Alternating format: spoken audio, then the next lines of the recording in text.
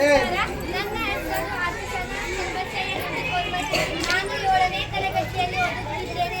ನಾನು ವಿಜ್ಞಾನದ ಮಾನವ ವಿಸರ್ಜನಾಂಗ ರೂಪದ ವಿಭಾಗಗಳನ್ನು ಹೇಳುತ್ತೇನೆ. 2 ಮೂತ್ರಜನಕಾಂಗಗಳು, 2 ಮೂತ್ರನಾಳಗಳು ಮತ್ತು ಮೂತ್ರಕೋಶ, ಯುರಿತ್ರ ಮತ್ತು ಮೂತ್ರದ್ವಾರ. ಮಾನವನ ವಿಸರ್ಜನಾಂಗ ಯುಗದಲ್ಲಿ ಯಾವುದಾದರೂ ಒಂದು ಇಲ್ಲವೆಂದರೆ ವೈದ್ಯರ ಬಳಿ ಸಂಪರ್ಕಿಸಬೇಕು ಮತ್ತು ಡಯಾಲಿಸಿಸ್ ಎಂಬ ರೋಗ ಉತ್ಪತ್ತಿಯಾಗಲು ಕಾರಣ ಮಾನವನ ವಯಸ್ಕರ 95% ನೀರು, 2.5% ಯುರಿತ್ರ, 2.5% ತ್ಯಾಜ್ಯ ಪದಾರ್ಥಗಳನ್ನು ಹೊರಹಾಕಲೇಬೇಕು. ಹಾಕಿದಾಗ ಮಾತ್ರ ಮನುಷ್ಯನು ಆರೋಗ್ಯವಾಗಿ ಇರಲು ಸಾಧ್ಯವಾಗುತ್ತದೆ.